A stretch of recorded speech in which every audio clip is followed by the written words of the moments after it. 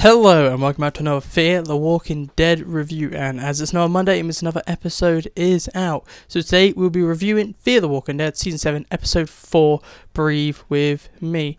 And this episode is a Sarah episode. It's a little shocking it is a Sarah episode because the episode does start off with us finding out what happened to everyone on the helicopter in a kind of vague way, but that's kind of post or pre, like, the intro, and after that it just kind of focuses solely on Sarah trying to find Wendell, and that premise does sound quite boring. To be honest, I wasn't excited at the start of this episode when I realised it's a Sarah episode and she's trying to find Wendell, a character we basically don't care about because they kind of skipped season 6. They were in season 5 and they kind of dipped on season 6 and we're like, oh, we're meant to care about her quest to find Wendell, even though we basically haven't met Wendell since season 5. But then Emil's brother, the bounty hunter who tried to kill Morgan's brother, Josiah, hops into the episode and it gets quite good. And then Josiah kind of steals the show, even though it's meant to be a Sarah episode. I feel like it's more like Josiah's episode trying to kill Morgan.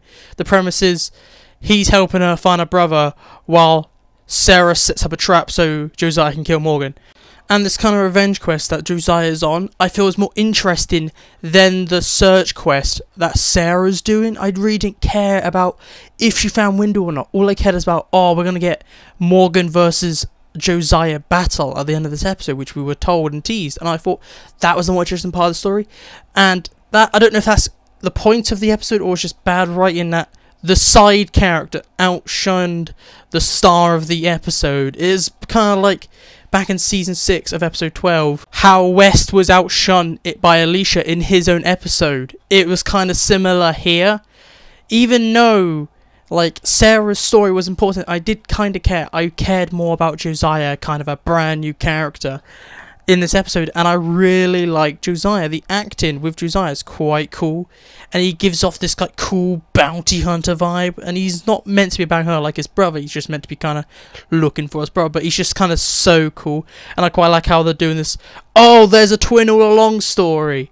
However, I'm not going to completely dump on the plot of this episode because it might start off as a really weak plot near the start of the episode and you care more about Josiah than Sarah. Near the end of this episode you care more about Sarah than Josiah because we learn a lot about Sarah and why she's so connected to Wendell and why Wendell is so important, and because she explains to us this and we see why she needs Wendell, we kind of care more about Wendell in a way. It's really good. Even how Josiah, who's just here to kill Morgan, he even cares a little more. He's like, okay, I need to help this woman. And I like how the plots kind of focus on this, and it's really good. These character-based episodes are so good, and it helps that it's anthology, so you can just focus on one character and do deep dive into them, and it really helps. I really like how we got a deep dive into Sarah. Even though she's not a character I would have chosen for an episode, I was quite happy by the end of this episode that we got an episode about Sarah. And because we haven't done that before, and I quite liked it. At the start I was like, oh, it's Sarah, I don't really care. But at the end, I was like, yes, I like this episode, and it was worthwhile. Even though it was a character I originally didn't care about, I cared about them by the end of the episode. Now, the pacing in this episode does get better as it goes along. Like, at the start of this episode, the pacing's a bit boring, it's a bit dull, because, like, none of the characters you like are there. Like, right at the start, before, like, Josiah gets to the episode, the pacing's a bit off, because you don't like anyone, so you're just kind of like, oh, when's this episode going to end? But as more and more characters get introduced that you like, the pacing just kind of gets better, it just gets more manageable. Like, Morgan's in this episode, he's in it more than I thought he was, and Josiah's in the episode. Like, Morgan's in the last 10 minutes, Josiah's in, like, 2/3 of it. And once that point, it just gets better as more characters come in, and it's okay pacing, it's better than last episode, I feel like. This pacing is pretty good. I do want to mention the cinematography is quite boring in this episode. Like how the last episode we had the cool like wasteland. This episode is just like nah. They just shot it in the woods. There's nothing special about it. They didn't have cool sets until right at the end. It just looked kind of boring. There's nothing cool about it. It just kind of it just looks like The Walking Dead in a desert. Nothing important there.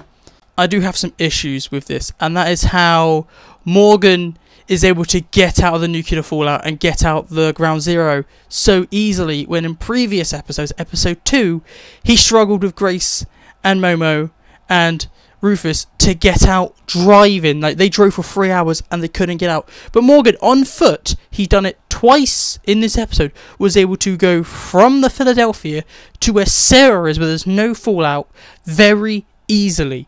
I don't know why he was able to do that, but he wasn't able to do that in an earlier episode. He's also able to make it out a second time when he goes back in, all the way to where Strand is, and you're like, what?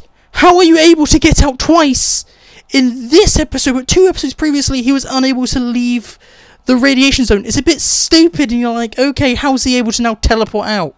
Also, now that he's able to get out suddenly, why is he not taking Grace out? Like, why is he just gonna go, I'm gonna stay in the bunker, I'm gonna stay living, surrounded by radiation? If he's able to get out that easily, why is Morgan not left yet? It's just so many questions Morgan being in this episode brings up, and it kind of annoys me quite a bit.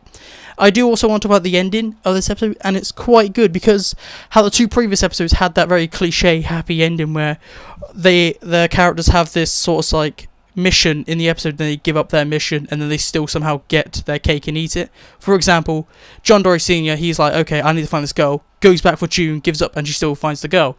And this episode doesn't have that similarly. Like, Sarah is trying to find Wendell, and she kind of does find Wendell, but she never meets him again. She gives up on him, like, okay, I need to leave him because he's safe where he is.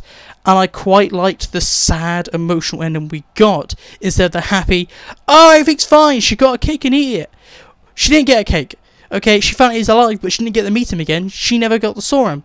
And I quite liked this ending because we didn't get the stupid cliche endings that we got on the previous 2 episodes. Now it's time for my one word / one sentence overall review, and I would say this episode, I did expect it to be bad, but it was good surprisingly. So it's a surprisingly good episode.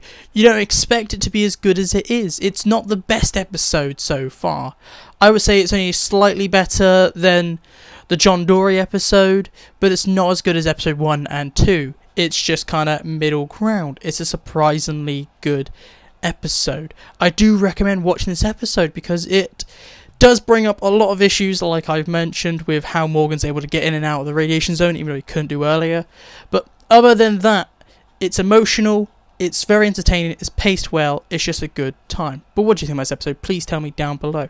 Are you going to watch it as well? Please tell me that. And this is it from me today, so goodbye, peace out, and I'll talk to you tomorrow.